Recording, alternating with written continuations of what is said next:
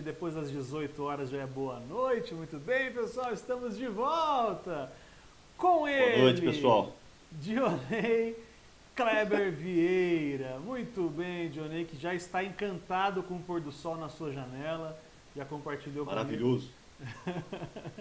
Muito bem, já tem alguns irmãos online, Ana Paula, o Edson, Paulo Melo, Ângela Maria, a galerinha já está online. Se quiser que a gente mande um beijo, é só postar nos comentários aí que a gente manda um beijo especial. Você tá bem, ô Johnny? Como é que estão as coisas? Tá tudo certinho? Tô bem. Lá cortei o cabelo, dei Ficou uma excelente, eu ia garimpada no falar isso, eu rosto. ia comentar, ficou excelente. Eu sei que não fez milagre ainda, né? Mas tá bom. Pelo menos a esposa não reclamou, que já é um bom sinal, né? É o famoso feio arrumado, né? Que o pessoal fala que é o bonitinho, né? O bonitinho é o feio É arrumado. o bonitinho. Não é o Zé bonitinho, né? Mas é o bonitinho. Tudo bem, cara? Você tá bem? A igreja aí, eu te Tudo perguntei, faz bem. tempo que eu não te falo, a igreja tá na. Qual é a população que tá frequentando? É 60%? Não? Como é que é a Não, a gente regra aí? ainda tá nos 30. Uns 30%. A gente A tá em gente ainda tá nos 60% aqui trinta já. por cento. Eles estão querendo botar 50 aqui, mas é depende aquela questão como é que é? Cores azul, como é que é? Não, Sim. acho que é amarelo, verde, e ainda a gente está acho que no vermelho por aqui ainda. Mas logo logo volta a 50, cara, logo logo volta a 50. Tomara, né? Pelo menos isso. Pelo menos isso. E aí vocês estão fazendo mais cultos, né? Mais celebrações, né? Ou não? Isso, tem mais celebrações e o pessoal do online também tem bastante, né? Bastante no online. Eu recebi Mas eu recebi uma pesquisa sobre a volta. é, Quem é que tá voltando, quem não tá, né? O pessoal esse bate-papo aqui só para quebrar o gelo aqui, tá? Enquanto o pessoal tá chegando, a gente tá um pouquinho sempre começando na hora. A gente é muito crente, né? A gente começa na hora porque amém, gente séria começa na amém. hora. E aí a gente espera os irmãos mais atrasadinhos, assim, a gente dá esse tempinho. Mas olha só, 45% das pessoas que professam alguma fé estão acompanhando os cultos pela TV. Ainda que esteja liberado, eles continuam. É uma. É uma. É É uma. baixo? É baixo, é. Bom, Deve é ser isso. baixo. É interessante. Se quiser, depois eu te encaminho a pesquisa. Mas olha que Por interessante. favor. 14% vão a igrejas ou templos, dos que vão, são bolsonaristas. Porque eles saem mais de casa. Os bolsonaristas saem mais de casa. Vou te falar uma coisa, cara. Esse pessoal inventa cada É, estatística. é Te para mandei mostrar aí. que não estão politizando o negócio. Não, não estão, não. Não Isso é está coisa muito. politizado, né? É intriga da oposição. Muito bom. Bom, Johnny, vamos lá. Sem mais É, delongas, já passamos. Tem mais vamos. um minuto. Mais um minuto de enrolação. Você é o time do coração qualquer, Johnny? Nenhum. Não Ah, tenho. para. Desculpa aí. Eu Ah, não não. tenho, cara. Não Não é tenho, não possível. tenho. Não tenho. Não sou fã de futebol. Por isso eu sou péssimo nisso. Nas duas coisas, em Sabe que acho que conhecimento parece, e cara? jogando. Parece que você realmente é ruim de bola. Essa é a impressão que eu tenho mesmo, cara. Será que eu tô sendo muito Futebol indelicado? sou, pode ter certeza. Meu negócio é mais esportes aquáticos, windsurf. Ah, Aí você tá pegando a minha praia. entendi. Aí é a Faz minha praia. bonito, cara. Muito chique. Muito bem, então de volta hoje no dia 23 de outubro, pontualmente nas nossas lives diárias aqui. Hoje, continuando a nossa discussão, continuando o nosso tema, que é Continuando. Satanás, Lúcifer, Anticristo, essa parada toda aí. A gente vai conversar e entender isso à luz da escatologia. E vindo com tudo, como sempre, mais uma vez apresentando ele, Dionei Kleber Vieira. Uma salva de palmas para Dionei Kleber Vieira. Muito bem, muito bem. O estúdio aqui está alvoroçado aqui. A equipe que conta com 3 pessoas. Estamos todos aqui. Dionei, meu velho, me diga o seguinte, cara. Bom, mais uma vez, suas saudações iniciais sobre o tema. Para onde é que a gente vai hoje caminhar? O que você está imaginando que a gente vai seguir hoje até às 19 horas juntos aí? Hoje a gente vai falar um pouco, na verdade vamos falar de Gênesis 3, com Isaías 14, Êxodo, Ezequiel 28 e Ezequiel 31. Ou Legal. seja, vamos falar especificamente da queda, né? Em vários aspectos e esse personagem de Satanás. Deixa eu já fazer um adendo, Por favor. que já pegaram no meu pé a última vez que a gente colocou Anticristo e Satanás e o Anticristo, Origens, e o cara reclamou porque eu não falei nada do Anticristo. Pessoal, tem um fã-clube do Anticristo aí também, que é grande. E esse pessoal está na expectativa. Eu falei, cara, desculpa, não sei se você percebeu, mas não deu tempo para falar. Isso vai ser no desenrolar dos próximos episódios aí, porque a história é grande. Então, se você não percebeu, não deu para falar. Então, hoje talvez também não dê para falar do Anticristo ainda, Mas né, na porque tem verdade. bastante coisa para falar sobre Satanás, né? Mas na verdade estamos meio que falando da mesma pessoa aí. Vamos com calma aí que a gente vai descortinando, né? Porque faz parte do desenrolar do todo o processo, mas o que eu fico embasbacado é como tem fã, mas fã mesmo do Anticristo, que tem gente, falou Anticristo, o pessoal fica todo oriçado já. A gente pode fazer quando você estiver presencialmente aqui, ô Johnny. A gente for apresentar você, eu vou perguntar: cadê a caravana do Anticristo? Pode ser assim. Olha, capaz de levantar alguns aí, né? Pessoal que vai meio no automático, olha, pode ser. Muito bem. Pessoal, é o seguinte, a gente está então nessa jornada de entender Satanás, Anticristo, Lúcifer, quem é. Semana passada, Johnny, eu vou tentar começar resumo, você me ajuda investir esse tampinho A aí. gente começou quebrando um paradigma, né? Quebrando um mito. Exatamente. Que é a ideia do nome Lúcifer. O nome Lúcifer não é bem um nome, é um título. Como é que foi a melhor definição para isso? É um título, a gente colocou como um título. Um título. E que isso é aplicado a Satanás antes da queda e também aplicado em alguns textos até a Jesus. Então, assim como Deus, eu posso entender que eu vou colocar essa etiqueta de Deus em algumas coisas ou pessoas, ou no Deus verdadeiro. Também Lúcifer é uma declaração, enfim. Assim como Paulo chama, por exemplo, Satanás do Deus desse século, né? Perfeito. Lá E Satanás não é Deus, mas ele tá nessa função, ele tenta se colocar nessa função, né? Eles entendem. Inclusive é o que a gente vai falar um pouco quando falar em Isaías 14, né? Essa tentativa de ser como Deus. Legal. É uma das seus motivos que leva à queda, né? Uma sugestão que você deu foi de colocar nome de filho, então de Lúcifer, pode colocar que não tem problema. E aí, isso foi muito bom. Aí na sequência, me ajude, eu estava na minha cabeça, me sumiu agora. Depois a gente falou do quê? Falamos um pouco da criação, falamos um pouco sobre a questão do mal, né? Deus criando o mal, Isaías 45:7. Isso. Né? Que é uma necessidade da criação por causa da escolha, né? Nós somos seres feitos com escolha, por causa do relacionamento. Não há relacionamento sem uma escolha voluntária, né? Porque o amor baseia-se justamente numa questão voluntária e não imposta. Isso não vale só para os homens, vale para os anjos também, por isso que o texto diz que os anjos que pecaram, como diz 2 Pedro, né? Fala sobre isso. Então aí a gente entrou nessa questão de Satanás e a possibilidade desses seres poderem pecar, né? Porque só Deus é perfeito. Todo ser criado pode ser criado perfeito, mas em algum momento ele vai ter que fazer uma escolha, e essa escolha pode ser imperfeita. É uma característica da criação em que nós vivemos hoje. É perfeito também, mas incompleto, né? Eu fico imaginando se a experiência do Éden tivesse sido, de Adão e Eva, tivessem se alimentado da árvore da vida, ao invés de se alimentar da árvore do conhecimento do bem e do mal, talvez esse seria o momento da plenitude que nós estamos buscando aí. É isso? O que você acha disso? É que nesse sentido, Deus fez a criação, e eu vou entrar um pouco no tema. Se você perceber, na criação você tem trevas, depois ele, né, dá uma ordem para que a luz seja nessas trevas, né? Então ele faz separação entre luz e trevas. E essa questão de haja luz, você vai ver aonde? Você vai ver na criação do universo, lá em Gênesis 3, você vai ver lá no tabernáculo, por exemplo, em Êxodo 40, em Levítico 9, que é quando eles inauguram o tabernáculo. E se você lembrar, na inauguração, o tabernáculo, lembra que tem aquelas coberturas? Então, se você pensar como é que é por dentro do tabernáculo, ele estava todo escuro. Por quê? Porque o fogo, quem acende é Deus.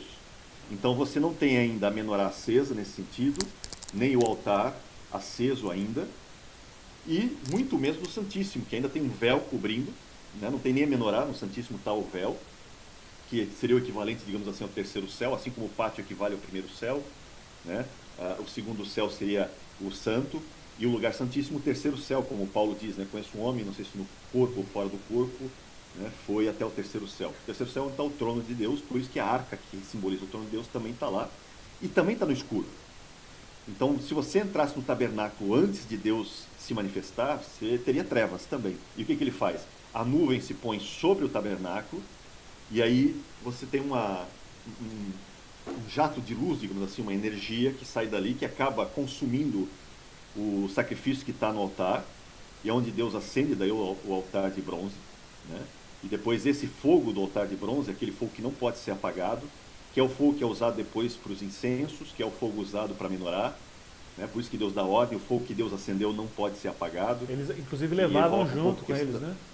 Isso, eles levavam com incensário, levavam as brasas vivas, mantinham as brasas vivas para que pudesse usar sempre esse fogo que Deus acendeu. Por isso que Nadab e Abiú, quando entram com fogo estranho, são dizimados, né? Então você tem essa manifestação dessa luz, digamos assim, novamente, no ambiente de trevas, que é o tabernáculo. E aí quando você vai para 2 Coríntios 5, não vou lembrar agora o versículo exato, desculpa, 2 Coríntios 4:6. 2 Coríntios 4:6. Que novamente você tem uma manifestação da luz que o autor, deixa eu até botar o texto aqui na Bíblia aqui. É interessante isso porque ele evoca, né, justamente essa mesma questão da criação de Gênesis 1:3.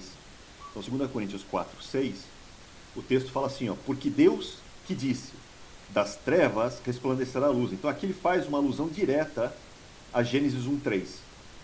E aí diz assim, ó, e ele mesmo resplandeceu em nosso coração. Agora ele está falando o seguinte, agora, essa luz que se manifestou lá na criação, no início de tudo, essa luz que se manifestou lá em Êxodo 40, dentro de um tabernáculo que ainda estava em trevas, essa mesma luz está se manifestando agora em mim, em nós, que somos tabernáculo, mas nós éramos o quê?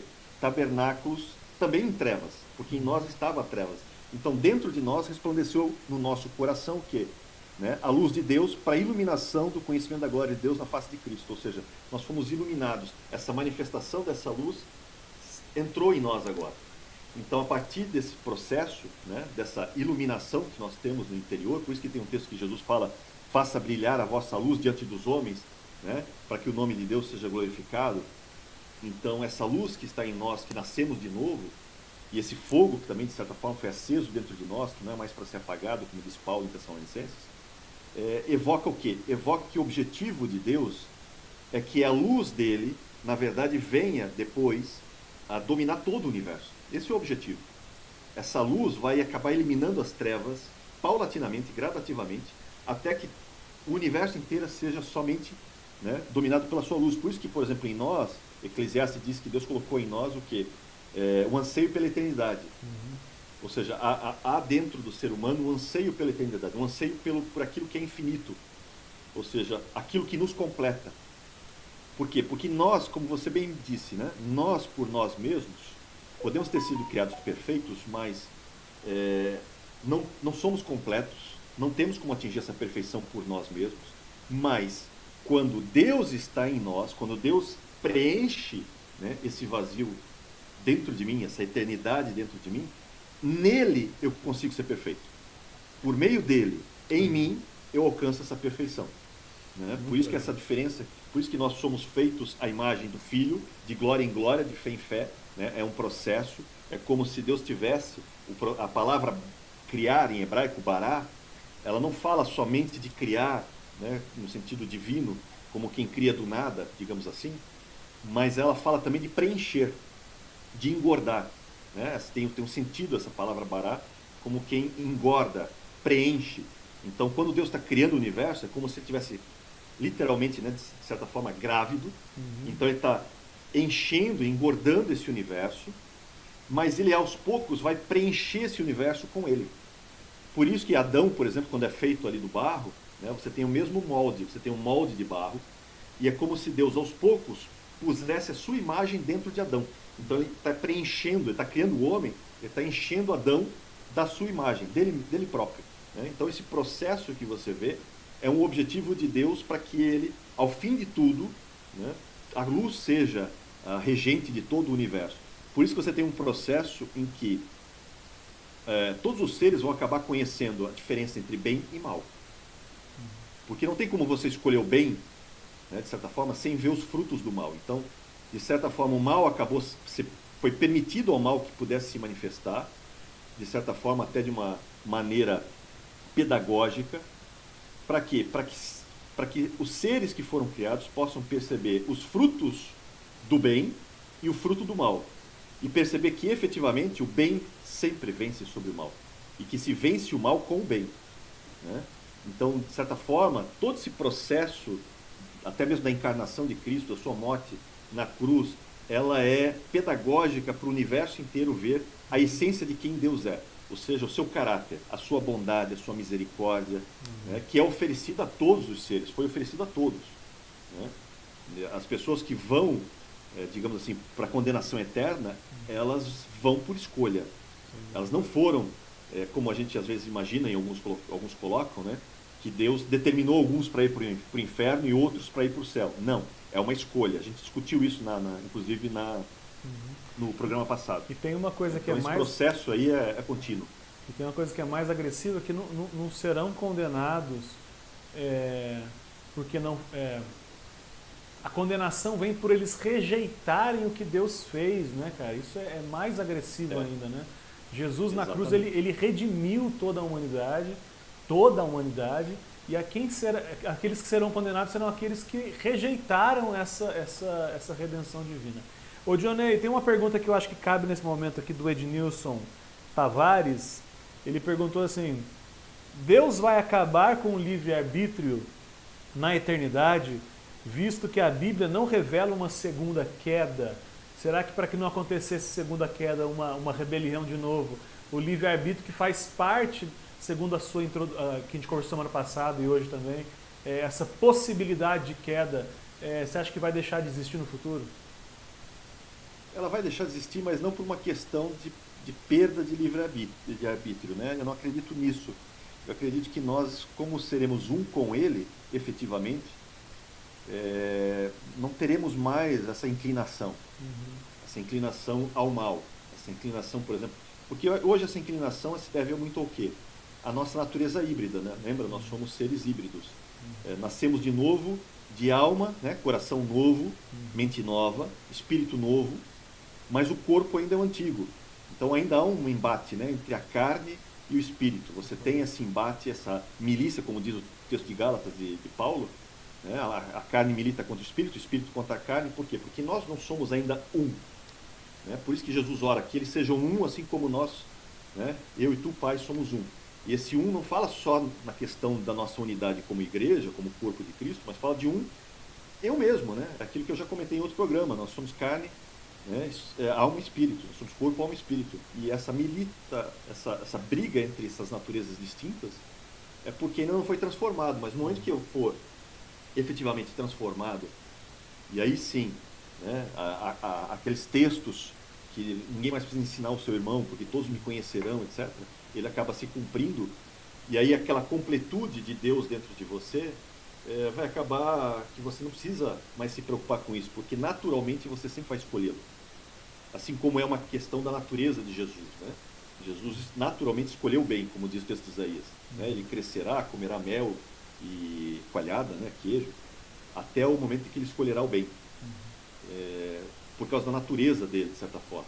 Mas essa natureza dele agora vai estar em nós, então não há mais uma necessidade de que haja uma queda futura, não pelo menos de nós, né? Da nossa humanidade como é que posso dizer, redimida, né? Digamos assim, e glorificada.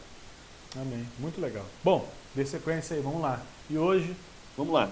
Eu queria começar com Isaías 14, gente. Na verdade, deixa eu pegar primeiro 1 Timóteo 3. 1 Timóteo 3, eu vou abrir aqui na Bíblia. Tem um texto que Paulo fala sobre aquele que aspira ao episcopado, né? Então ele fala assim: fiel é a palavra, se alguém aspira ao episcopado, excelente obra almeja. Então é necessário, portanto, que o bispo seja irrepreensível, esposo de uma só mulher, temperante, sóbrio, modesto, hospitaleiro, apto para ensinar, não dado ao vinho, não violento, porém cordato, inimigo de contendas, não avarento, governe bem a sua própria casa, criando os filhos sob disciplina, com todo respeito, pois se alguém não sabe governar a própria casa, como cuidará da igreja de Deus? Óbvio, né? E aí ele faz uma observação aqui muito interessante, que ele não seja neófito, para não suceder que se ensoberbeça e incorra na condenação do diabo. Então aqui Paulo está deixando bem claro um dos maiores problemas em relação a Satanás, que é a soberba, o orgulho. Né? Não é à toa que o salmista, lá no Salmo 19, deixa eu botar o Salmo 19 aqui, né? Porque Davi sabe que tem um coração único, né? De certa forma. Davi tinha uma série de revelações maravilhosas. E tem uma hora que ele fala aqui, ó, por exemplo, quando diz assim, ó, quem há que possa discernir as suas próprias faltas? Ou seja, quem pode discernir os seus próprios pecados? E aí ele pede, absolve-me das que me são ocultas. Ou seja, perdoa-me daquelas que eu nem sei que pequei e nem sei, mas me perdoa. E aí ele fala, também da soberba guarda o teu servo, que ela não me domine. E aí então serei irrepreensível e ficarei livre de grande transgressão. O que ele coloca aqui? Que a soberba, né, esse orgulho, essa presunção, essa arrogância, ela nos leva a correr o risco de cair em grande transgressão, que é a transgressão relacionada a Satanás, na sua origem. Então, de certa forma, Davi aqui já percebe o risco, né, da soberba, ainda mais na posição dele como rei, e ele pede, Senhor, me guarda disso. Se você lembrar, Paulo, lá em 2 Coríntios 12, ele diz que recebe o espinho na carne, né, e que ele pede 3 vezes para ser tirado, e o texto diz, não, vai ficar aí, Paulo, vai ficar aí, minha graça te basta. E isso está aí justamente para que você não se ensoberbeça, para que você não caia no orgulho. Né? Então você vê que a soberba, o orgulho, é uma das transgressões, se não a pior nesse sentido aqui, em vários textos. Você vê Davi pedindo para ser guardado disso, você vê em 2 Coríntios 12, né, o Espírito exortando Paulo, né, que ele está passando por aquilo justamente para que ele não corra esse risco. E o próprio Paulo, quando fala para Timóteo, fala, olha, cuidado para não cair nessa questão do orgulho, da arrogância, como caiu Satanás, como caiu o diabo. Né? Então, essa é a raiz dessa questão. E a gente começa a ver isso lá em Isaías 14. Isaías 14, ele vai começar a comentar. Eu não vou ler todos os textos na sua íntegra, depois as pessoas de casa podem ler os capítulos inteiros. Eu vou pular algumas coisas, senão vai ficar muito longo. E eu quero ver se tu termina pelo menos esses 3 tópicos, né? Isaías 14, Ezequiel 28, Ezequiel 31, ainda hoje. Então, o texto começa assim, como caíste do céu, ó, nessa tradução está, ó estrela da manhã, filho da alva. Né? Aqui é onde entra o termo, traduzido na Vulgata Latina, como Lúcifer, né? E aqui, na verdade, o termo é Helel, tá? Esse termo aqui, ó, é Heiléu. Heiléu, né, está relacionado principalmente àquele que brilha, ou seja, aquele que tem um brilho. É por isso que diz que esse Lúcifer é portador da luz, ou seja, ele brilha. Né? Então, como caíste do céu, ó aquele que brilha, filho da manhã. Né? Esse aqui, filho do alvorecer, está relacionado à alvorada. Né? Por isso que, como a maior estrela, né, a estrela, digamos, mais visível antes da alvorada, geralmente é a estrela da manhã, né? Então tem esse vínculo chamado aqui a estrela da manhã, a estrela da alva também, como algumas outras traduções colocam, que também acaba sendo relacionado ao texto de 2 Pedro 1,19, né, que fala da refulgente estrela da manhã, né, quando atribui também esse mesmo título, digamos assim, daquele que brilha, só que agora é diferente, não é do mesmo nível, porque agora é refulgente estrela da manhã, né, que é justamente atribuído a Cristo no texto de 2 Pedro 1,19, que a gente comentou da última vez. E ele fala aqui, como foste lançado por terra, tu que debilitava as nações. Tu dizias no teu coração, eu subirei ao céu, acima das estrelas de Deus, e exaltarei o meu trono, e no monte da congregação me assentarei, nas extremidades do norte. Subirei acima das mais altas nuvens, e serei semelhante ao Altíssimo. Contudo, né, serás precipitado para o reino dos mortos, no mais profundo do abismo, e os que te virem te contemplarão, e hão de fitar-te e dizer, é este que fazia estremecer a terra e tremer os reinos? Então, aqui você vê, né, o que a gente costuma dizer, né, os 5 ditos de Satanás, né, subirei ao céu, acima das estrelas, exaltarei meu trono, me assentarei na extremidade norte, né, acima das mais altas nuvens, serei semelhante ao Altíssimo. Ou seja, ele tem o quê? Ele tem um orgulho no seu coração, como quem diz, eu não preciso de Deus, eu posso ser eu mesmo Deus. Né? Por isso que você começa a ter, nesse texto aqui, esse personagem que é derribado para a terra. E não só na Terra, depois para o Seol. Você vê ali o termo Seol. Por quê? Porque na cosmologia, digamos assim, antiga, o que você tem? Você tem, na criação, você tem a raquia, que separa águas de águas, né? Então tem as águas de cima e as águas de baixo. Essas águas de baixo, depois, lembra que surge a porção seca das águas. Essas águas têm um abismo. Então é como se tivesse 3 níveis. Você tem o nível do céu, né, onde Deus habita. Você tem o nível da terra, com o seu céu, digamos assim, com o seu espaço, né, a sua atmosfera. E você tem um reino, um submundo aqui, onde está o abismo, que é abaixo dessas águas, relaciona essas águas. Então, são 3 níveis, onde você tem o céu, a terra e o reino dos mortos, que a gente vulgarmente chama de inferno, digamos assim, ou Hades, né? Ou reino dos mortos, a Bíblia aqui chama de Sheol.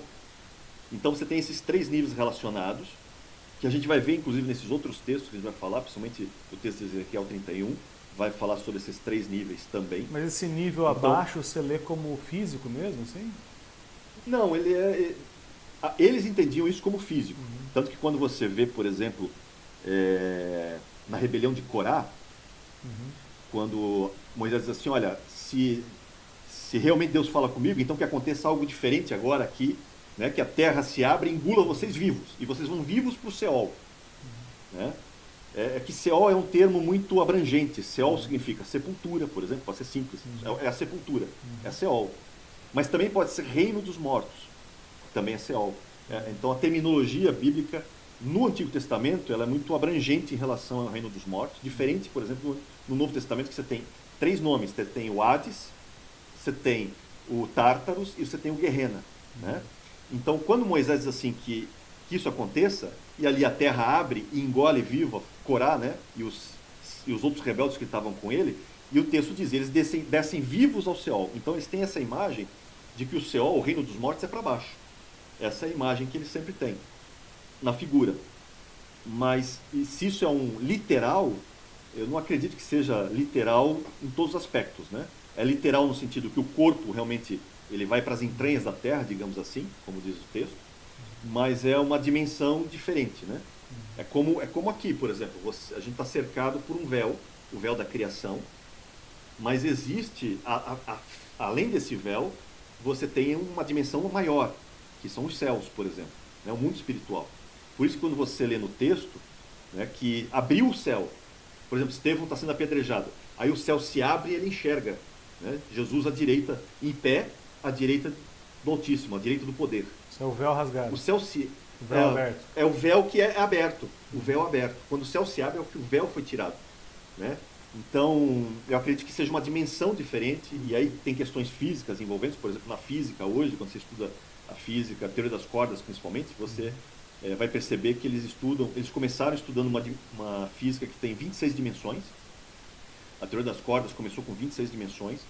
Dessas 26, 16 delas estão como que encapsuladas uma entre a outra, e aí sobram 10 dimensões.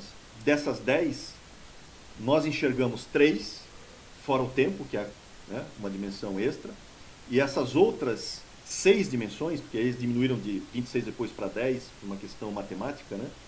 Essas outras, elas estão, e aí ninguém sabe se elas são ou pequenas demais que a gente não enxerga, ou elas na verdade são muito grandes, nos envolvem, né? Envolvem essas dimensões onde vivemos, o que é mais provável, e aí por isso que nós não vemos, mas a física da teoria das cordas engloba essa visão. Né? Então, é como uma dimensão superior a essa que nós vivemos, mas é uma dimensão no mesmo universo. Né? Então, é essa visão que você enxerga na física, inclusive, sobre essa questão. Não, perfeito. Eu ia fazer um comentário, mas eu acho que a gente vai abrir demais esse leque nesse ponto. Não, tranquilo. Vamos lá. Deixa eu pular agora para Ezequiel 28. Né? Guarda essa questão desse ser que subiu aos céus, acima das estrelas, né? Queria subir e depois ele foi lançado, né? Precipitado para a terra e para o reino dos mortos. Por isso que tem essa visão dupla. Né? É como se a terra e embaixo da terra houvesse o reino dos mortos. Mas lembra, não necessariamente isso quer dizer que é um reino lá, né? Realmente, que debaixo da terra você tem um inferno, literalmente, no meio, sei lá, do magma, né? Dessas camadas da crosta terrestre. Necessariamente não. Né? Apesar que às vezes os termos usados são referentes ao abismo, e esse abismo está relacionado à questão das águas. Então o pessoal que Vamos para pega Ezequiel 28? desce o microfone tem um pessoal que já fez isso, já viu ou não? O pessoal desce o microfone Já vi. para ouvir os gritos das almas lá. Eu acho que isso não vai funcionar muito, não. Só quero, enquanto você abre o texto aí, Johnny, só pontuar para a galera que está com a gente, dizendo que o que a gente está fazendo aqui, o Johnny está nos ajudando a entender, qual é o perfil de Satanás, qual é do que ele é feito, de onde ele vem. No caso, você trouxe um atributo que é natural dele, que é o orgulho, a arrogância. Isso é uma coisa natural dele. E daqui a pouco a gente vai entender como é que isso se aplica na gente aí. Então, segue aí, vamos embora. Isso, vamos lá. E aí ele fala no texto de Ezequiel 28, esse texto aqui é muito mais complicado, tá, gente? Aqui, Isaías é um texto muito mais simples para você fazer essa visualização. Mas aqui começa a ter uma série de problemas, por uma questão de tradução. Eu vou ler primeiro o texto, depois vou comentar. O texto começa assim: Filho do homem, levanta uma lamentação contra o rei de Tiro, e diz-lhe, assim diz o Senhor Deus, tu és sinete da perfeição, tu és o selo da perfeição, cheio de sabedoria e formosura. Estavas no Éden, jardim de Deus, de todas as pedras preciosas te cobrias. Aí ele vai fazer a relação aqui, né? Depois eu vou falar sobre isso. Tu eras, no 14, tu eras querubim da guarda ungido, e te estabeleci. Permanecias no monte santo de Deus, no brilho das pedras andavas. Perfeito eras nos teus caminhos, desde o dia em que foste criado, até que, ou seja, em algum momento ele caiu, até que se achou iniquidade em ti. E na multiplicação do teu comércio se encheu o teu interior de violência, pecaste. Pelo que te lançarei profanado fora do monte de Deus, e te farei perecer, ó querubim da guarda, em meio ao brilho das pedras. Elevou-se o teu coração por causa da tua formosura. Corrompeste a tua sabedoria por causa do teu resplendor. Lancei-te por terra, diante dos reis te pus, para que te contemplem. E pela multidão das tuas iniquidades, pela injustiça do teu comércio, profanaste os teus santuários, e eu, pois, fiz sair do meio de ti um fogo que te consumiu, te reduzi a cinzas sobre a terra, aos olhos de todos os que te contemplam. Todos os que te conhecem entre os povos estão espantados de ti, e vens a ser objeto de espanto e jamais subsistirás. Então aqui você tem novamente um personagem, né? E aqui tem um debate se esse personagem não seria Adão, por exemplo. Né? Eu vou falar sobre isso daqui a pouco. Porque o 15 dá essa impressão, técnica, né? O 15 pelo menos dá faz esse paralelo aí com... Pelo menos eu entendi perfeito até que se achou iniquidade, né? A gente estava falando dessa... Mas isso vale para todos, isso vale tanto para os seres celestes quanto os seres terrestres, né? Porque todos são criados perfeitos. Deus não... É aquela história que Deus criou o mal no sentido já de um ser mal específico para a maldade, condenado inclusive, porque o próprio Jesus lá em João, deixa eu ver se é João 8, se não estou enganado, né? Em João 8, né, ele fala que ele foi homicida desde o princípio, jamais se firmou na verdade porque nele não há verdade. Né? E tem um outro texto que ele fala que justamente o abismo foi feito para Satanás e os seus anjos, não foi feito para o homem. Então, se Deus criasse um ser já malvado e já o condenasse, quer dizer, é aquilo que a gente falou, né? Deus seria o mandante do crime e não pode ser um juiz imparcial.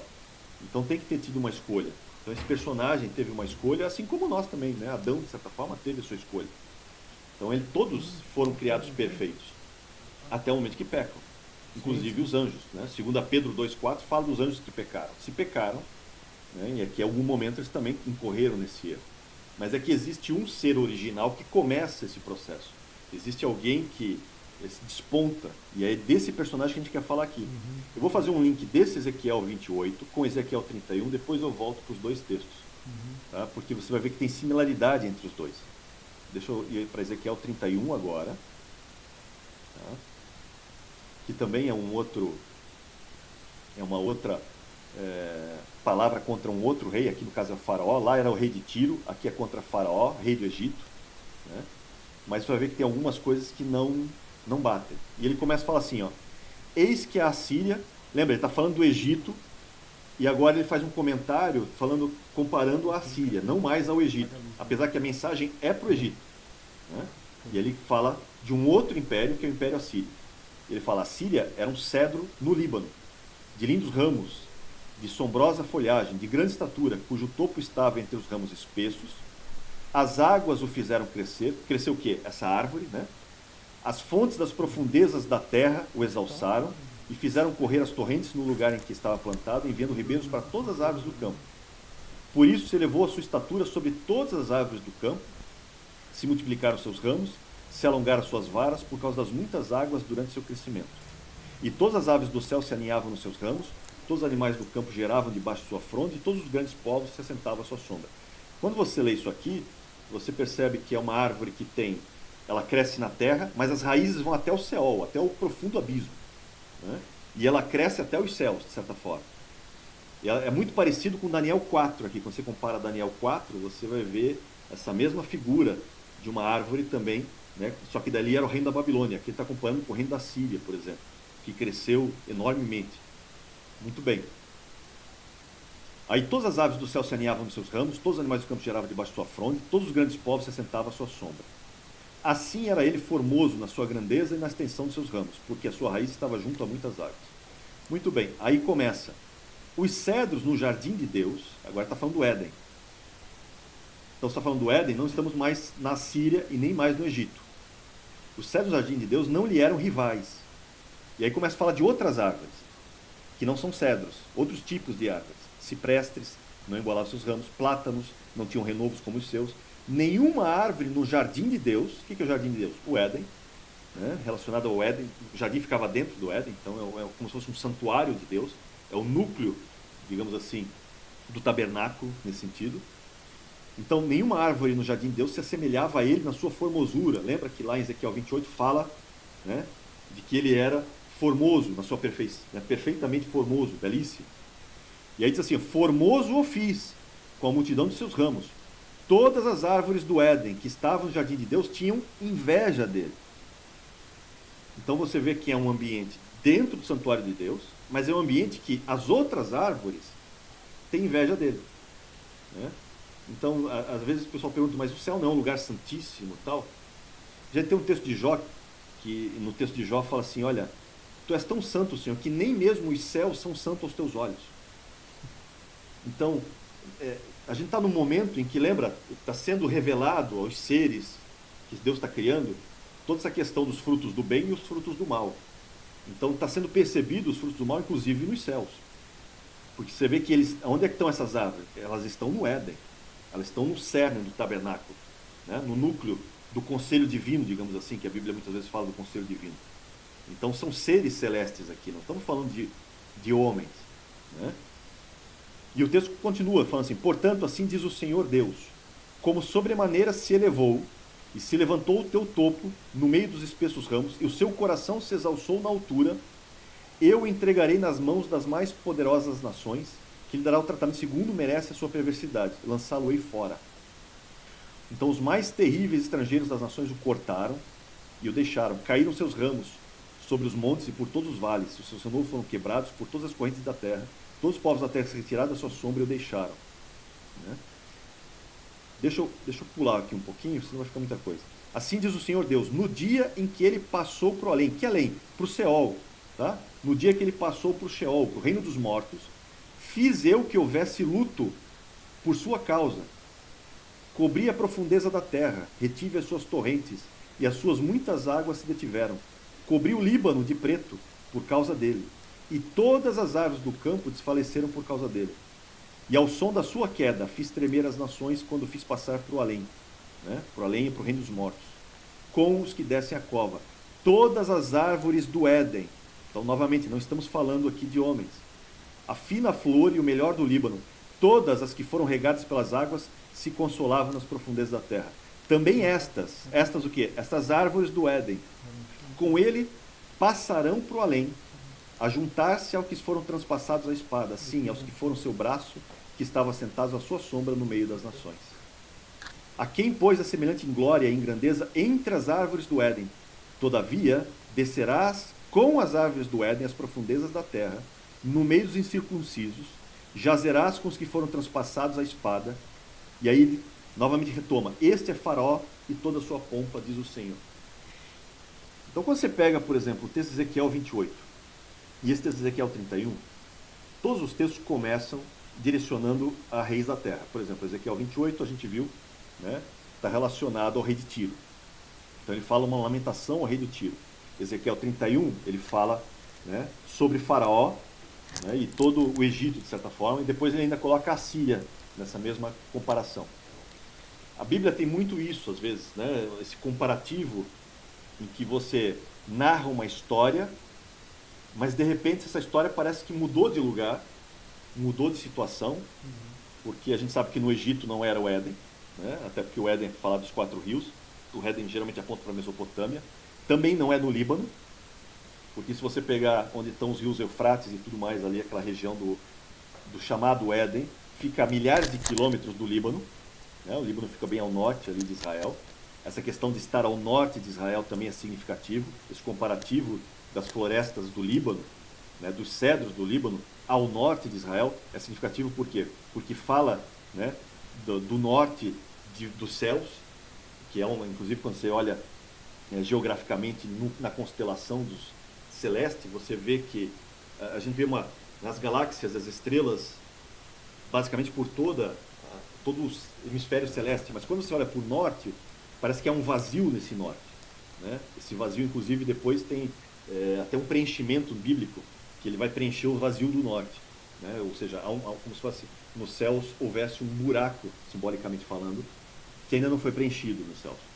Então você tem todo esse comparativo aqui, mas você vê que essas lamentações contra o rei de Tiro e o Ezequiel 31, ele acaba mudando da região e da época em que estava para voltar lá atrás no Éden. É como se ele dissesse, olha, Faraó, eu sei que você é grande, eu sei que você cresceu muito, né? Assim como a Síria também cresceu bastante, vocês praticamente, né, dominam a terra toda, cresceram por causa das muitas águas, tudo mais, e vários povos se aninham debaixo de vocês, mas espera aí, deixa eu contar uma história para vocês que não é nova. Lá atrás já aconteceu de alguém crescer como vocês cresceram. Os filmes de E Hollywood fazem muito isso, né? O flashback, o mini flashback. O flashback, tá voltando lá. Ó. Tinha lá no meu jardim, lá no Éden, tinha uma série de árvores. Essas árvores é um codinome para os anjos, né? Vários tipos distintos de seres celestes. Tanto que ele diz, né? Tem os cedros, tem os plátanos, né? Tem as outras árvores, vários tipos distintos. Então ele coloca, mas tem uma árvore naquele tempo que cresceu mais do que as outras. Formosa, né? E ela se ensoberbeceu, ela achou que podia, né, ser maior do que todas as outras árvores, e ela achou que podia, inclusive, né, alcançar a posição mais alta no reino. Ô, Johnny, Pois eu chamei o lenhador e cortei essa árvore. Eu chamei o lenhador, ó, e ele cortou essa árvore, e essa árvore, quando caiu, eu joguei na terra. Ou seja, não estava na terra. Eu joguei na terra. Não só na terra, porque na terra ainda tem um nível abaixo da terra, um submundo. No submundo é o Seol, o reino dos mortos. Esse cara inaugurou o reino dos mortos. Eu joguei ele lá no reino dos mortos. Inclusive, quando eu joguei ele, fiz luto nos céus por causa dele. Mas ele não foi sozinho, não. O texto dá a entender que leva outros consigo, que acompanham ele. Vão descer junto também. Vão para lá também. Onde você percebe esse luto no céu? Tem algum texto que dê essa conotação? Ele mesmo diz aqui, né, em Ezequiel 31, fiz luto por tua causa. Ah, muito legal. Né? Passou batido para mim. Ele fala isso aqui, ó, no dia, no versículo 15, Ezequiel 31, 15, no dia em que ele passou para o Seol, para o além, legal, fiz eu que houvesse luto, legal, e por sua causa cobri a profundeza da terra. Legal. Inclusive aqui entra uma tese, existe uma teoria chamada teoria do gap. Quando você lê Gênesis 1, no princípio criou Deus os céus e a terra, aí você tem o Gênesis 1:2 que fala, né? E a terra era sem forma e vazia. Você tem ali uma tradução, né, do era sem forma e vazia, e existe uma outra possível tradução. E aí isso é debatido, porque você vai encontrar acadêmicos hebraístas dando suporte aos dois tipos. Né? Literalmente se encontra para os dois tipos. Claro que muito mais para o texto que nós temos traduzido, e era sem forma e vazia. Mas existe uma tradução possível que e tornou-se a terra sem forma e vazia. Né? E ela tornou-se sem forma e vazia. E aí entra o debate, se ela tornou-se, o que fez ela se tornar? Né? Ou seja, porque tem um texto de Isaías que Deus fala assim, eu criei a terra para que ela não fosse ficar sem forma e vazia. Jesus usa o termo ali, tohu vavohu. Então diz assim, eu quando criei a terra, não criei ela para isso, para ficar vazia. Eu criei para ela ser, né, populada, para ter vida nela. Então, se Deus criou para isso, como alguns questionam em Isaías, como é que ela aparece em forma vazia em Gênesis 1:2? Então, há um debate, há uma teoria do gap que imagina-se que há uma história antes, né, da criação, da recriação da Terra, de certa forma, e alguns acham, né, que isso, ela se tornou com a queda de Satanás justamente sobre a Terra. Isso é uma tese, tá? Não estou dizendo que eu acredito nisso, nem que eu estou afirmando isso, até porque não há elementos suficientes no texto para a gente poder colocar isso, e vou ser bem sincero, não vai fazer muita diferença agora. Ah, mas faz diferença na história geológica da Terra. A Terra tem bilhões de anos, então ela foi criada só 6.000 anos. Então é dali que vieram os dinossauros. Os dinossauros morreram, na verdade, não por causa do meteoro, morreram quando Satanás caiu na Terra. Tá. Aí você tem umas viagens que eu não posso, não dá para competir agora, e nem eu foco. Tá? Mas existe, saiba que existe essa tese que alguns colocam. E alguns elementos realmente dão a entender, mas também você não precisa dessa tese para explicar uma série de questões como dinossauros e tudo mais, nem a própria queda. Tá? Você não acha que Satanás, a criação dele, é contemporânea da criação do mundo, da criação do homem até? Você não acha? Não, eu acredito que os seres celestes foram criados antes. Tá? Ou no dia 1, porque se você lembrar Jó, quando Deus começa a fazer uma série de questionamentos para Jó, ele faz um questionamento para Jó assim, onde é que tu estava, Jó, quando eu lancei os fundamentos da terra? E as estrelas cantavam. Né? Então, você vê que as estrelas é um codinome, muitas vezes, para os anjos, para esses seres celestes. Né? Legal. Então, você vê que antes da terra ser você tá lendo a Bíblia, né, suas bases, o fundamento... Oi? Você está lendo a Bíblia, né? Então, eles estão lá. Eles estão lá. Agora, quando a queda aconteceu exatamente, não dá para você saber ou precisar nessa história. Pode ter sido antes e ter acontecido uma recriação posterior? Pode. Eu não vejo elementos disso. Qual é o meu problema com a tese da teoria do gap? Meu problema é o seguinte: eu não tenho elementos textuais antigos suficientemente fortes para embasar isso. Então, se eu pegasse vários pergaminhos do Mar Morto, ou vários textos antigos, até mesmo de mitologias da região ugarítica, etc., que me desse elementos para eu poder consubstanciar uma tese dessa, eu daria muito mais atenção. Mas os elementos são muito incipientes, tá? Não descarto, mas eu prefiro ir mais ainda pelo texto, como a tradução coloca, na sua literalidade da tradução.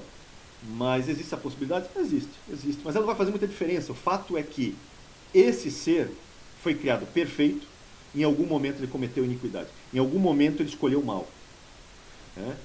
E é interessante quando você lê o texto, que ele não cai por causa da iniquidade, necessariamente. E quando você pega Ezequiel 28, você vai aqui no versículo 18, o texto diz assim, ó, pela multidão das tuas iniquidades.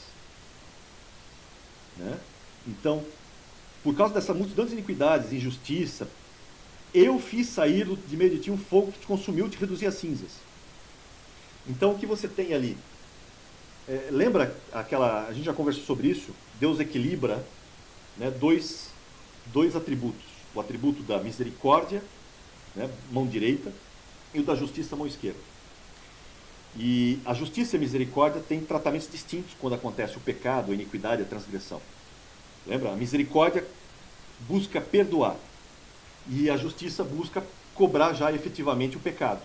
Então a misericórdia perdoa, mas não pode perdoar indefinidamente. Não pode ser só na base da misericórdia, senão o mal toma conta.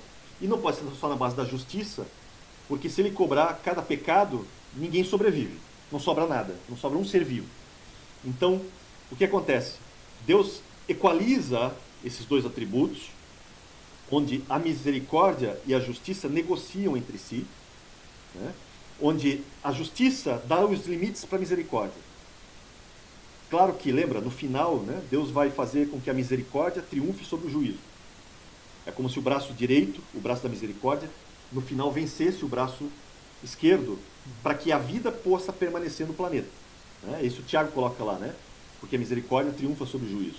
Então, Porque Deus quer que um universo que seja não só onde ele seja conhecido, mas que sobre alguém, né? Tem que sobrar alguém. Não pode ser um universo vazio. Então por isso a misericórdia tem que vencer. Mas antes de chegar a Cristo na cruz, antes do processo ganhar o seu ápice, você vê essa negociação direta entre misericórdia e justiça. Por exemplo, vou dar um exemplo para você.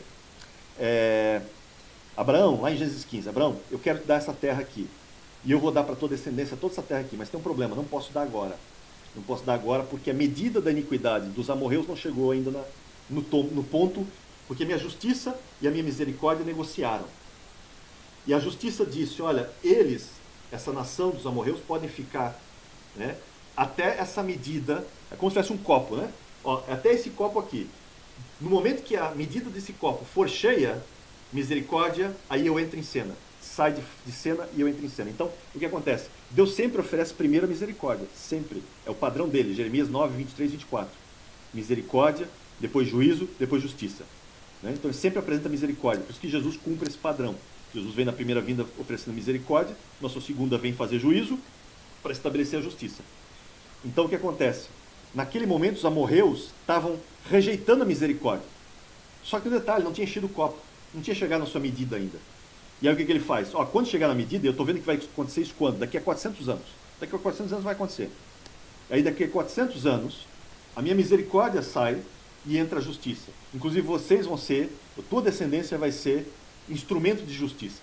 Por isso que lá em Deuteronômio ele fala, vocês vão entrar na terra não porque vocês são justos, porque vocês são lindos, cheirosinhos, bonitinhos. Não. Vocês não têm justiça nenhuma. É porque o povo que está lá é pior que vocês ainda. E aquele povo que está lá já encheu a medida da terra, aquela medida de iniquidade. Então vocês vão ser o meu instrumento de justiça para tirar esse povo de lá e vocês vão dominar essa terra. E a terra eu vou dar para vocês. Né? Mas cuidado, hein? Não seja como eles. Por isso que ele diz várias vezes, não seja como eles, porque a terra vomitou eles. Não quero que vomite vocês também. Então tem uma série de processos. Então você vê essa negociação direta. E aí eu imagino o quê?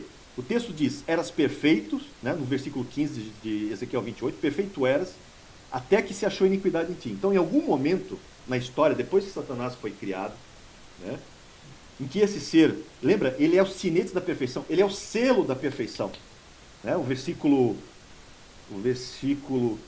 12 fala isso, né? Paulão, posso só ler um comentário de um irmão que tem a ver com isso? Johnny, perdão. Que tem a ver com isso, do Paulo, por isso confundi aqui, do Paulo Melo. Ele está perguntando aqui, Johnny, veja bem, sendo Deus amor e toda bondade habitando nele, como surgiu o mal dentro de Lúcifer, ou de Satanás? Acaso não foi Deus que criou todas as coisas? De onde surgiu esse sentimento no coração de Lúcifer? Acho que tem a ver com isso que a gente vai falar agora, né? Vai ajudar a gente. Isso, tem a ver com o que eu vou falar agora. Lembra, aquilo que a gente falou na anterior. O mal, ele é criado, porque o mal nunca existiu. Onde Deus existe, lembra que o universo está dentro de Deus, né? Deus, quando vai criar, cria dentro dele, porque ele habita, ele é a própria existência, ele comporta tudo, é infinito.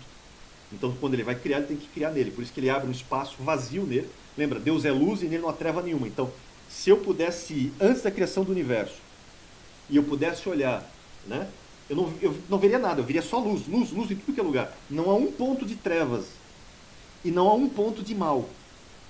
Porque Deus é todo luz, todo bondade, todo bem. Mas, por causa de nós que somos criados, porque, lembra, nós somos limitados e vamos ter que fazer uma escolha, automaticamente, quando ele abre um espaço em si, ele está criando o quê? Um espaço em que nós vamos existir. E esse espaço é como se ele pegasse da sua luz, e à medida que ele separa a luz, o que você tem automaticamente? O que é a treva?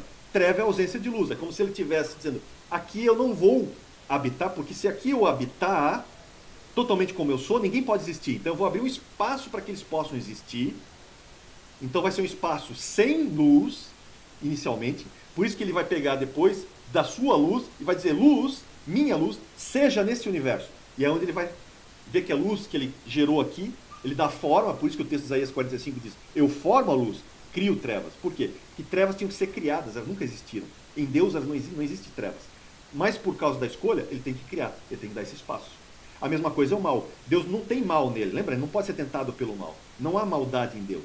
Mas por causa de nós da escolha, né, o mal é criado. Por Por isso que o termo ali, né, eu faço a paz, eu faço a perfeição, eu produzo a perfeição, mas o mal eu tive que criar. Por quê? Porque esses seres vão ter que escolher entre o bem e o mal. O que é as trevas? Trevas é a ausência de luz. O que é o mal? A ausência do bem. Simples assim. Tá? Não é porque Deus definiu que tem que ser malvado. Não. Vai fazer parte da escolha. Ou você escolhe Deus ou você escolhe não Deus. Não existe uma terceira via. Ou é bem ou é mal. Né? Por isso que você vê essa dicotomia em toda a Bíblia. Né? É Agar e é Sara. É o monte Sinai e o monte Sião. Né? É Saul e é Davi. É Esaú é Jacó. É Ismael é Isaac. Quer dizer, há uma dicotomia direta em todos os textos. É Caim ou é Sete, né? Que era Abel, depois foi para Sete. Então você tem essa dicotomia direta. E aqui o que acontece? É como se Satanás, em algum momento, lembra? Ele foi criado formoso, ele é o selo da perfeição. Inclusive esse texto, selo da perfeição, que você tem ali, você tem um termo, que é o termo Ratã, né? Esse termo Ratã que está ali, ele basicamente, tem alguns colocam, né, como se esse men da palavra Ratã, deixa eu botar lá de novo, tá?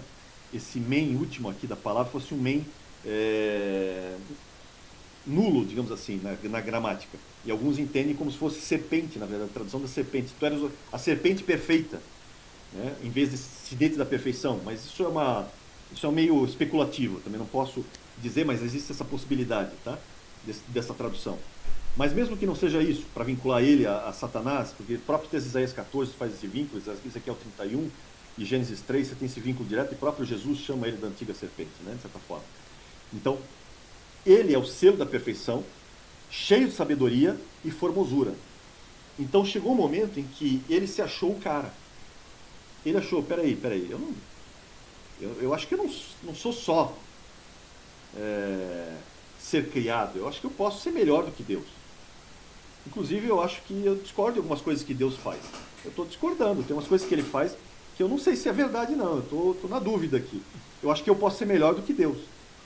Eu sou um cara, eu sou o sinal da perfeição. Se ele quer ver se alguma coisa está perfeita ou não, ele me manda lá para olhar. Né? Se alguma coisa é bonita ou não, ele tem que comparar comigo, porque eu sou o mais bonito de todos. Então ele cresceu por causa das muitas águas, lembra? E ele se exalçou acima de todos os outros. Inclusive, você tinha um problema no céu, né? Porque os outros anjos da mesma hierarquia, os outros cedros, tinham inveja dele, lembra? O texto diz isso. Os caras olhavam e falavam, pô, viu como esse cara cresceu? Pô, tô inveja desse cara, hein? Queria ser como ele.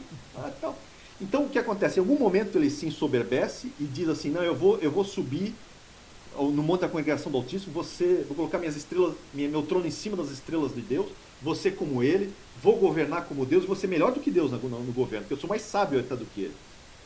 Então, aí nesse momento você vê que ele começa a ter a sua iniquidade.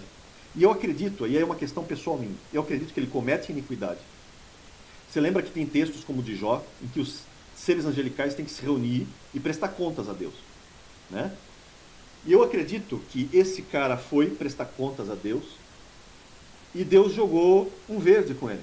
Como quem diz, não tem nada para me contar não, alguma coisa que você está sentindo e tal. E ele guardou isso consigo.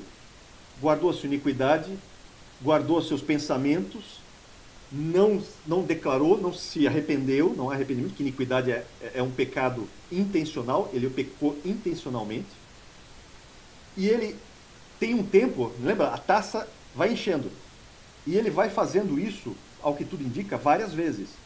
E parece que ele coopta outros junto com ele. Ele vai e fala para o outro, você não acha que Deus não... Eu acho que ele não é tão verdadeiro como ele diz que é não. Ele diz que é amoroso e tal, eu acho que não é não. Você vai ver isso quando ele fala contra Jó. Né? Diz assim, ó, Deus, eu sei escolher caráter melhor do que você. Você não sabe nem medir o caráter de Jó, eu sei. Né? Ele fala isso para Eva, ó, Deus é mentiroso, ele falou que você ia morrer, Deus mentiu para você. Deus é mente.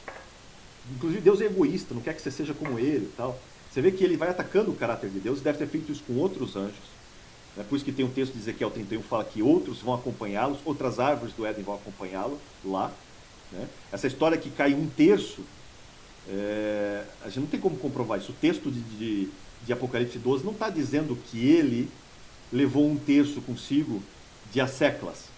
Se você for lá para Apocalipse 12, por exemplo, né, Olha bem o que o texto diz. Você tem certeza Pega que você aqui, ó, vai entrar nisso? Porque isso é uma coisa muito falada, cara. Você vai querer quebrar esse... Sabe de onde veio isso? Não. John Milton, quando escreveu Paraíso Perdido, se criou essa mitologia de um terço dos céus, né? E assim como a história de Lúcifer, é uma mitologia. Porque o texto diz assim, ó, a sua cauda arrastava a terça parte das estrelas do céu, as quais lançou para a terra. Né? E o dragão se deteve em frente da mulher que estava para, né, a fim de lhe devorar o filho quando nascesse. Quando você pega, por exemplo, o termo aqui, a cauda arrastava, né, esse arrastar aqui, no termo do grego, é levar a força, é aprisionar, é bater mesmo. Esse texto ele está uma correspondência com Daniel 8, aqui, ó, Daniel 8:10. O que diz Daniel 8? Ó, Daniel 8 fala assim: cresceu até atingir o exército dos céus. O que é o exército dos céus? Os anjos. Né? Alguns dos exércitos e das estrelas lançou por terra e os pisou. Isso aqui não são as séculas. Isso aqui não são, né, porque pisotear aqui é de bater. Foi uma guerra. E essa guerra, ele derruba esse um terço. Não é que ele levou consigo um terço, no sentido que esses caras desceram com ele, todos querendo descer com ele. Não, esses caras foram pisados. Esses caras estavam numa batalha. Né? Não estou dizendo que não possa ter sido. Porque o texto de Ezequiel 31 diz que vários caem com ele. Mas o texto que a gente usa de base não serve. É uma mitologia. Não serve para isso. Como diria o Shed, bonito, temo que não seja bíblico. É verdade, é bonito, mas temo que não seja bíblico. Então a gente tem essa questão, e aí o que acontece? Ele vai cooptando outros, cresce, e aí chega aonde, né, começa a transbordar o copo. Quando transborda o copo, é onde entra esse aqui, ó. Na multidão das tuas iniquidades, né, pela multidão das tuas iniquidades, pela injustiça do teu comércio, profanaste os teus santuários, e aí eu fiz sair um fogo do meio de ti, que te consumiu e reduziu as cinzas sobre a terra. Então aqui é onde ele cai, efetivamente. Então, quanto tempo passou entre a primeira iniquidade e a multidão de iniquidades? Não sabemos. Não sabemos. Mas foi tempo suficiente para ele cooptar outros, porque outros caíram com ele, como diz Ezequiel 31. E aqui, deixa eu entrar numa questão técnica, rapidamente. Por que alguns entendem isso aqui como Adão? Porque não necessariamente não é o querubim ungido. Primeiro, essa palavra aqui, estavas no Éden, no jardim de Deus, todas as pedras te cobrias. Quando você pega esse termo aqui no hebraico, deixa eu botar aqui no hebraico, tá? Você não vai falar que você vai ler no hebraico não, né, irmão? Você vai não vou ler no hebraico não. Não vou ler no vai hebraico. me fazer passar vergonha aqui, eu não leio nem português, você vai ler em hebraico? Não faça isso. Não vou fazer isso não. Quando você vai para o hebraico, você tem aqui no versículo 14, por exemplo, né, que é o equivalente. Você está vendo essa partículazinha aqui, ó? At. Essa partícula at aqui, ó, tá? Vamos pegar o versículo 14 agora em português, só para a gente poder entender o que a gente está falando, tá? Só estou mostrando para depois, caso queiram olhar, né? Que fala assim: tu eras querubim da guarda ungido, e te estabeleci, permanecias no Monte Santo de Deus. Muito bem. Esse at ali, originalmente, tá, ele é primeiro que aquilo ali o at é um elemento de objeto direto, não tem uma tradução direta, né, relacionada, ele está ligado, apontando para um verbo, mas pode entender ali como um pronome, né, ou você pode entender aquilo ali como uma preposição, por exemplo, né, ou ora como pronome, ora como preposição. O problema é que aquele at ali é feminino, originalmente feminino. E o texto todo ali, na decorrência, é masculino. E aí o que você tem? Primeiro que ele é um at feminino, que quando você pega, por exemplo, alguns estudiosos, eles entendem que aquilo ali é um at feminino. Mas se você for no Bible Hub, por exemplo, em algum lugar, você olhar, ele vai dizer, não, mas isso aqui está como segunda forma do singular masculino. É por quê? Porque alguns hebraístas, alguns entendem, inclusive James Barr, que é um cara grande nesse meio, né? James Barr entende o seguinte, que esse at, na verdade, é uma forma primitiva de pronome. E que, na verdade, ele é uma grafia de um pronome que não é feminino singular, mas sim masculino singular. E aí ele cita exemplos. Isso acontece outras vezes no Antigo Testamento. Você vai ver isso, por exemplo, em Números 11:15, Você vai ver isso em Deuteronômio 5:27, onde você tem a mesma situação. Um at que parece feminino na sua origem, mas na verdade, da forma do seu uso, ele é o que a gente chama de uma forma primitiva de pronome e está no masculino. Por que isso é importante? Por causa da Septuaginta. O que a Septuaginta fez? A Septuaginta pegou esse texto e o cara que foi traduzir na Septuaginta, ele não entendeu isso como um pronome, ele entendeu isso como uma preposição. E aí, ao invés de ele traduzir na Septuaginta como está aqui, tu eras querubim da guarda ungido, ele traduz assim, com o querubim da guarda ungido. Ele traduz o que era para um com. Ele tira de pronome para uma preposição. E aí quando ele coloca com o querubim ungido, automaticamente você não tem mais um ser aí, você tem dois no Éden. E aí o que acontece? Alguns entendem, não, então ele está falando aqui, né, a Septuaginta entendeu esse et como sendo uma preposição, então tem não só o querubim ungido, tem outro ser com ele. Quem é esse outro ser? É Adão, por causa das pedras. Adão é o sacerdote, Adão é esse cara. Né?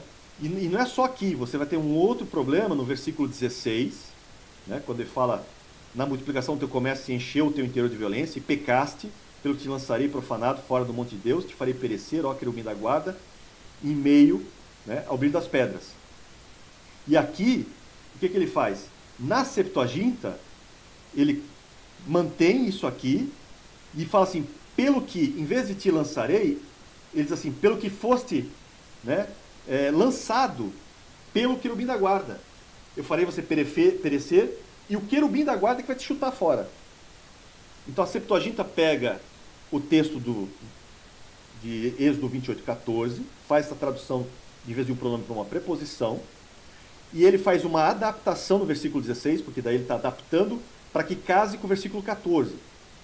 Então ele coloca de novo como se esse personagem, né, que seria a figura de Adão, por exemplo, ele é lançado fora por causa do querubim que lança ele fora. Beleza, seria, digamos, se você olhar só pela Septuaginta, ok, funciona. O problema é que, quando você pega esse texto, você olha pelo texto Massoreta, e você olha com os textos de Ezequiel 31, Isaías 14, com Gênesis 3, esse texto não funciona. Essa tradução não funciona porque ela não se iguala nas outras. Né? Por exemplo, em Ezequiel, ele dá nomes aqui para esse querubim que você não vê. Por exemplo, ele fala que ele é cheio de sabedoria e formosura. Adão, por exemplo, não foi nunca elogiado pela sua sabedoria, muito pelo contrário. Quem foi elogiado pela sua astúcia e sabedoria foi a serpente, não Adão, na queda. Muito pelo contrário, Adão foi pela sua péssima escolha, sua falta de sabedoria. Né? Adão nunca foi chamado de sinete da perfeição. Né? Não tinha essas características nele. Aqui, inclusive, esses ornamentos que cobrem, né, essa estola sacerdotal, se você comparar com Êxodo 28, você vai ver que não é a mesma estola. Por quê? Porque aqui estão 9 pedras. Inclusive, essas pedras que estão aqui são as mesmas pedras para o fundamento da cidade de Deus, a Nova Jerusalém. Né? Essas mesmas pedras que estão aqui. Só que o querubim ungido, esse querubim da guarda, ele só tem 9 pedras, não tem as 12. Faltam 3. Existe um simbolismo porque faltam essas 3 pedras. Né? Então tem uma série de problemas em relação ao texto. Assim como, por exemplo, você vê o texto de Ezequiel 31, diz que ele ia morrer com os incircuncisos. Adão não morreu com os incircuncisos. Inclusive, Adão foi redimido. Adão não foi jogado no Seol no sentido de condenação plena. Muito pelo contrário, Adão é redimido, o homem depois é redimido. Não há uma condenação do homem, há um processo de redenção do homem. Né? Então, quando você começa a colocar Adão tanto no Ezequiel 28 quanto Ezequiel 31, quando você analisa os detalhes, não veste nele. Não veste nele e tem esses problemas gramaticais ainda. Tudo bem que o hebraico de Ezequiel é muito mais complexo, né? Mas o hebraico de Isaías 14 pelo menos é mais fácil de você lidar, mais fácil de você ler. Então você percebe o que? Em todos esses elementos de Isaías 14, Ezequiel 28 e Ezequiel 31, você vê o mesmo ser, um ser que se cresceu acima dos outros, um ser que ficou orgulhoso, que achou que podia viver por si próprio, que achou que as trevas eram mais poderosas que a luz, que achou que a morte, na verdade, o poder da morte podia matar a vida, que ele podia, com a sua sabedoria, por isso que o texto diz, corrompeste a tua sabedoria. que quando peca, gente, quando a gente peca, nós deixamos de ser sábios, nos tornamos tolos, nos parecemos com Satanás, porque nós erramos e fizemos a péssima escolha. Em vez de escolher a sabedoria, escolhemos o quê? Nós fomos sábios aos nossos próprios olhos. Por isso que o texto deixa bem claro, e deixa bem claro assim, tu eras sábio, foste feito sábio, mas corrompeste a tua sabedoria. E quando nós nos corrompemos, quando nós começamos a pecar, nós entramos num processo de corrupção. Por isso que Paulo fala lá, né? Quem semeia na carne, colhe corrupção, colhe morte. Quem semeia no Espírito, colhe vida, e vida eterna. Né? Então, isso é fundamental a gente entender. Muito bom, Sr. Júnior. Estamos chegando ao final de mais uma live, de uma semana corrida. Como sempre, uma aula sempre muito legal, sempre muito profundo. E crendo que Deus vai nos permitir, sexta-feira que vem, estar de novo de volta aqui. Amém. Minha bateria da minha câmera está acabando, você pode conferir aí. Estou vendo que ela está piscando ali, está piscando direto. Mas estamos acabando. Johnny, obrigado, cara. Depois eu vou fazer uma proposta offline aí do tema. Semana que vem, você está imaginando a gente vai para onde? Bem, tem que falar do anticristo ainda, né? Dos personagens. Então eu vou deixar você falar do anticristo semana que vem. E eu tenho uma proposta boa depois de um tema que tá queimando aqui. E eu preciso conversar isso com alguém e pode ser uma boa opção. Tinha mais coisas para falar, tá, pessoal? Tinha muito mais coisa, claro. A gente deu um overview, não deu para abordar tudo, mas tenha paciência, né? Com o tempo a gente vai falando isso de um jeito ou de outro. Amém. Ou seja aqui, ou seja em outros canais. Deus vai te ajudar e vai te revelar mais coisas, não tem problema. Johnny, meu velho, obrigado, cara. Como sempre, benção demais.